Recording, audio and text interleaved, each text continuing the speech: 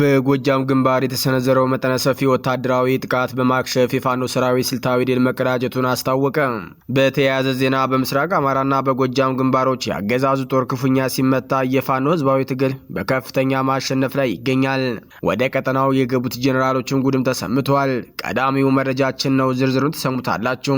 የመጨረሻው ምዕራፍ የኃያላት ፍጥጫ ጠንከር ብሏል። ህወሓት የጦርነት ጥሪ መሰል መግለጫ ሲያወጣ ብልጽግና በልሳኖቹ ማብጠልጠሉን ተያይዞታል። ከደብረ ጽዮን የተሰማውን መነጋገሪያ መልእክት አካተነዋል። ሱዳን አዲስ ዘመቻ ጀመረች። በሱዳን ካርቱም ከ2000 በላይ ተጠርጣሪዎች በቁጥጥር ስር ውለዋል። በወንጀልና በህገወጥ ድርጊቶች ላይ ያተኮረ ሰፊ ዘመቻ ተከፍቷል። ቀጠናዊ መረጃችን ነው፣ ታደምጡታላችሁ። ከባህር ማዶ ሩሲያ በዩክሬን ዋና ከተማ ከፍተኛ ባላስቲክ ሚሳኤል ጥቃት ፈጸመች። ሰላምና ጤና ይስጥልን የተከበራችሁ አድማጭ ተመልካቾቻችን፣ አክብሮታዊ ምስጋናችን በያላችሁበት ይድረሳችሁ እያልን ሐምሌ 13 2018 የረፋድ ዜና ሰዓታችንን ጠብቀን ተገናኝተናል። በቆይታችን አጫጭር ዝርዝርና አሁናዊ ዜናዎችን ይዘን ቀርበናል። ቻናሉን ሰብስክራይብ፣ ላይክ፣ ሼር በማድረግ ቤተሰብ ሁኑ። ወደ ዝርዝር ዘገባዎቹ አለፍን።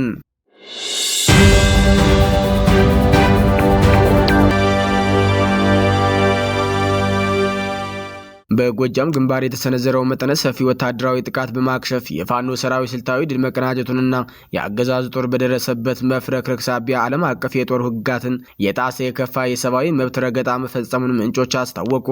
የአማራ ፋኖ ብሔራዊ ንቅናቄ ቴዎድሮስ ዕዝ ህዝብ ግንኙነት መምሪያ ባወጣው ዝርዝር መረጃ መሰረት በጄኔራሎች የሚመራው የብልጽግና ጥምር ጦር ከፍተኛ ወታደራዊ ኃይልና የከባድ መሳሪያዎችን ሽፋን በመጠቀም የከፈተውን ማጥቃት የፋኖ ሰራዊት በስትራቴጂካዊ የሽምቅ ውጊያ ቀመር አክሽፎታል። የአገዛዙ የጦር አዛዦች ከፍተኛ ቁጥር ያለው ሰራዊትና የጦር መሳሪያ በማሰለፍ በጎጃም ቀጠና ደጋዳሞት ግንባር ከፍተኛ ጥቃት ሰንዝረው ነበር። ይህ የጦር እንቅስቃሴ በአንድ ሰው አልባ አውሮፕላን ድሮን፣ በ6 ታንኮች፣ በ3 ጀነራል መድፎች፣ በርካታ ቢኤም እና አየር መቃወሚያዎች እንዲሁም በሞርተርና በሌሎች መካናይዝድ መሳሪያዎችም የታገዘ እንደነበር ታውቋል።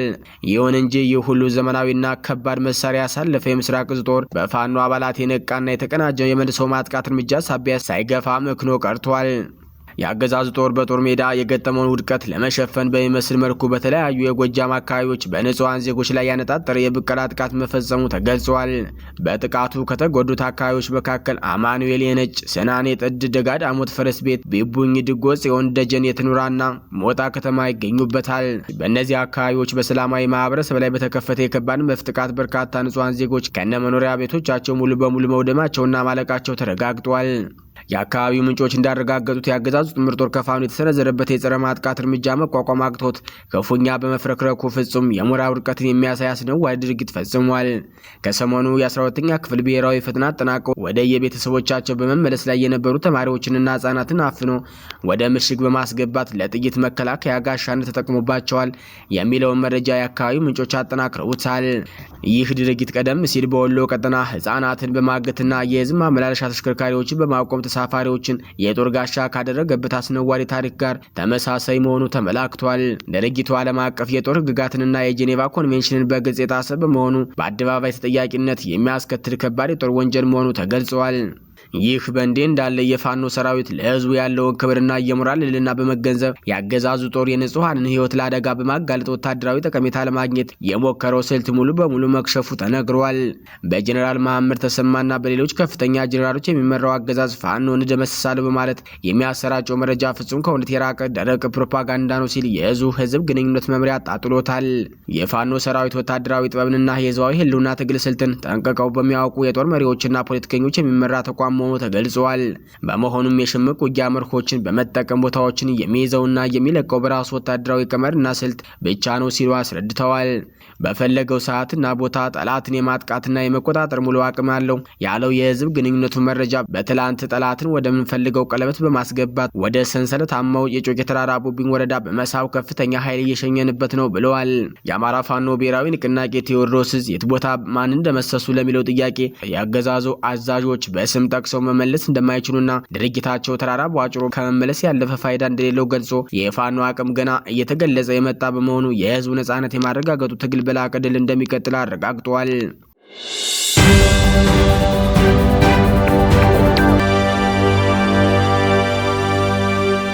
በምስራቅ አማራና በጎጃም ግንባሮች ያገዛዙ ጦር ክፉኛ ተመታ። የፋኖ ህዝባዊ ትግል በከፍተኛ ማሸነፍ ላይ ይገኛል። የፋኖ ህዝባዊ የነጻነት ትግል በየግንባሩ እያስመዘገበ ያለውን አስደናቂ ድል በመቀጠል በሸዋ በጎጃምና በጎንደር ግንባሮች በአገዛዙ ጥምር ጦር ላይ በወሰደው የተቀናጀ ድንገተኛ መብረቃዊ እርምጃ የጠላትን ኃይል ከፍተኛ ኪሳራ ሸክሞታል። የአማራ ፋኖ ብሔራዊ ንቅናቄ ሸዋ ጠቅላይ ግዛት አሳምነው ዕዝ መሐመድ ቢሆነ የኮር ወንዱ አስቻለው ደሴ ክፍለ ጦር በሸዋ መንዝ አውራጃ በብልጽግና ጥምር ጦር ላይ መብረቃዊና ድንገተኛ እርምጃ ወስዷል።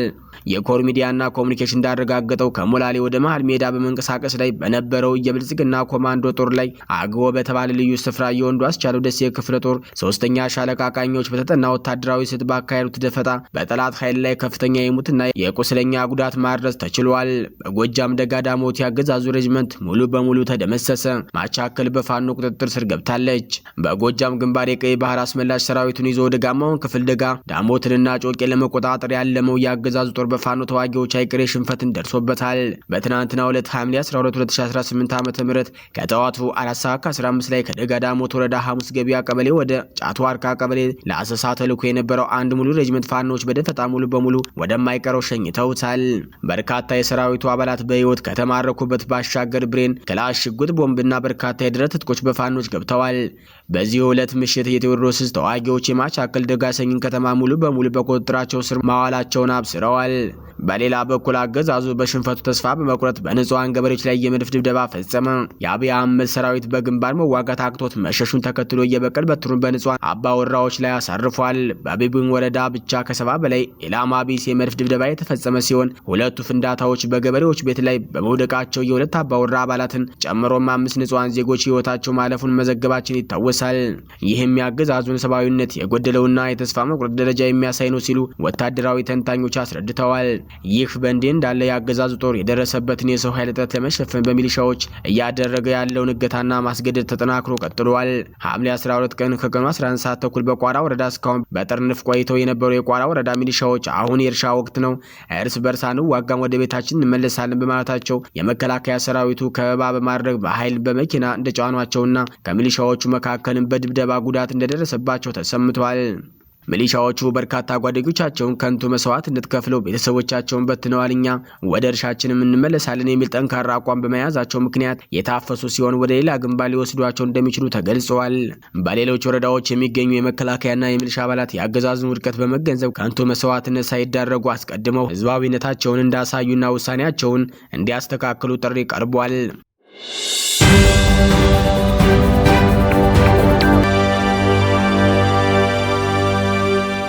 የመጨረሻው ምዕራፍ የአየላን ፍጥጫ ጠንከር ብለዋል። ህወሓት የጦርነት ጥሪ መሰል መግለጫ ሲያወጣ ብልጽግና በልሳኖቹ ማብጠልጠሉን ተያይዞታል።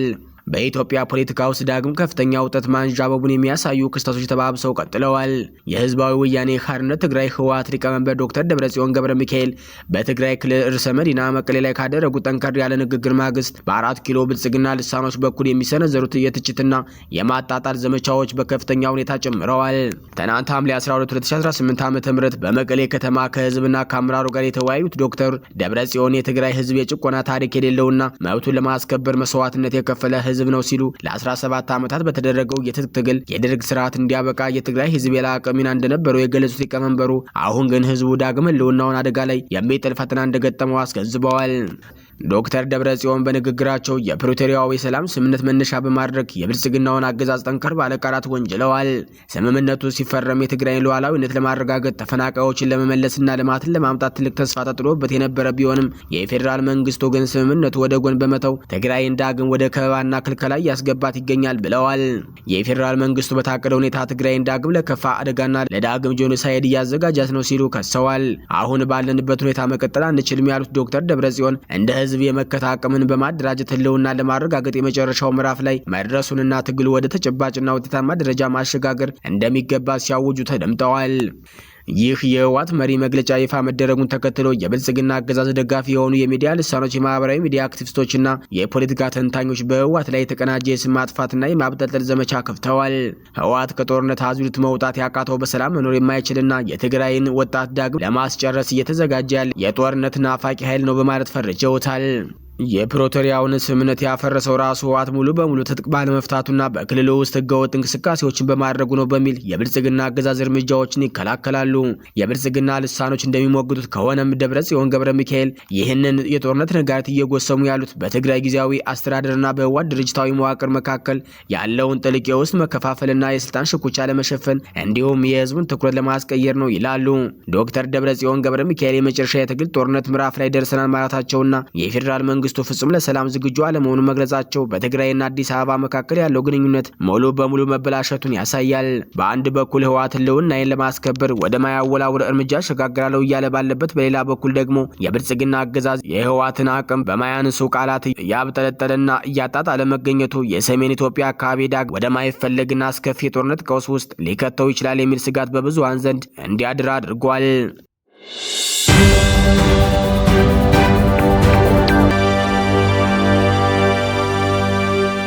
በጎረቤት በሱዳን ካርቱም ከ2000 በላይ ተጠርጣሪዎች በቁጥጥር ስር ዋሉ። በወንጀልና በህገወጥ ድርጊት ላይ ያተኮረ ሰፊ ዘመቻ ተካሄደ። በሱዳን ዋና ከተማ ካርቱምና አካባቢ የተዛመተውን የወንጀል ድርጊት ለመግታትና ሰላምና ጸጥታ ለመመለስ በሚል በተካሄደ ሰፊ የጸጥታ ዘመቻ ከ2000 በላይ ሰዎች በቁጥጥር ስር መዋላቸውን የሀገሪቱ ፖሊስ ባለስልጣናት አስታወቁ። የሱዳን ጦር አብዛኛውን የካርቱም ግዛት ክፍል ከአርኤስኤፍ ነጥቆ በቁጥጥር ስር ከዋለ በኋላ የተከሰተውን የዘረፋ የሌብነትና የጎበዝ አለቃ የወንጀለኞች ቡድን እንቅስቃሴ ለመግታት የመንግስት አቃቢ ህግ የቁጥጥርና የምርመራ ስራውን በበላይነት እየመራ ይገኛል። ለረጅም ጊዜ የዘለቀው የታጣቂዎች ግጭት በአካባቢው የነበረው የጸጥታ መዋቅር ሙሉ በሙሉ በማፍረሱ የመሳሪያ መበራከትና የዜጎች ወደ ቀደመ መኖሪያቸው መመለስ ለወንጀል መስፋፋት መንገድ ከፍቶ ነበር። የመሰረታዊ አገልግሎቶች እጥረት ባለበት በዚህ ወቅት የዘረፋና የሌብነት ወንጀሎች በመጨመራቸው የጸጥታ አካላት የተቀናጀ እርምጃ ለመውሰድ ተገደዋል። የሱዳን ፖሊስ ቃል አቀባይ ብርጋዴር ጄኔራል ፈትህ አልራህማን መሐመድ አልቶም ዘመቻው በተለይም ጀበል አውሊያ፣ ሻርግ አል-ኒል፣ ኤልሳልሃ፣ እምባዳ አካባቢዎች ላይ ትኩረት ማድረጉን ገልጸዋል። በእነዚህ አካባቢዎች ጸጥታን ለማስከበር የተቀየሰው አስቸኳይ ደህንነት እቅድ 473 ቋሚ የፍተሻ ጣቢያዎችን በመትከል የተንቀሳቃሽ ፓትሮል ቁጥርን ማሳደግ፣ በካርቱም ግዛት ዙሪያ 5 የደህንነት ከበባዎችን በመዘርጋት እየተካሄደ ነው። የጸጥታ አካላቱ እስካሁን ባካሄዱት ዘመቻ በርካታ አዋንታዊ ውጤቶች መመዝገባቸው ተገልጸዋል። የ362 መዝገቦች ተከፍተው ምርመራ እየተደረገባቸው ይገኛል። ከ2700 በላይ የተዘረፉ የኤሌክትሮኒክስ እቃዎች፣ ኮምፒውተሮችና የቤት እቃዎችም ተመላሽ ሆነዋል። በጀበል አውሊያ አካባቢ ህዝብን ያሸብር የነበረ ቡድን ተደምስሷል። አደንዛዥ እጾችንም ተይዘዋል። ከ23000 በላይ ህገወጥ መጠለያዎች እንዲፈርሱ ተደርጓል። 33 ተጠርጣሪዎች ከነ ሞተር ብስክሌቶቻቸው ተይዘው ፍርድ ቤት ለማቅረብ ዝግጅት እየተደረገ ነው ሲል ሱዳን ትሪቡን ዘግቧል። ከወንጀል መከላከል ጎን ለጎን የህገወጥ ስደትና ነዋሪነት ቁጥጥር እየተደረገ ሲሆን የቪዛና የነዋሪነትን ህግ የጣሱ 365 የውጭ ሀገር ዜጎች ተይዘው ከሀገር እንዲወጡ ተደርገዋል። 165 ስደተኞች ደግሞ ወደ ተዘጋጁላቸው ህጋዊ የቁጥጥር ካምፖች እንዲመለሱ ተደርጓል። ይህ ሰፊ ዘመቻ በካርቱም ከተማ አስተማማኝ ሰላም እስኪሰፍንና መደበኛ የህዝብ እንቅስቃሴ እስኪመለስ ድረስ ተጠናክሮ እንደሚቀጥል የፖሊስ ባለስልጣናት አስታውቀዋል። በአቢይ አህመድ የሚደገፈው አርኤስኤፍ በሱዳን መደበኛ ሰራዊት የበላይነት ተወስዶበት ከሀገር እየሸሸ መሆኑ ተከትሎ በካርቱም እና በርካታ ቦታዎች ላይ በዚህ ቡድን የተደራጁ ዘራፊዎች ላይ ነው የማጽዳት ስራ እየተሰራ ነው የተባለው።